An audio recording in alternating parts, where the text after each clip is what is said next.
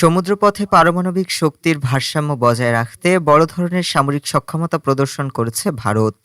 23 December বঙ্গোপসাগরে পরমাণু শক্তিচালিত submarine INS Arighat থেকে সফলভাবে K4 ব্যালিস্টিক মিসাইলের পরীক্ষা চালানো হয়।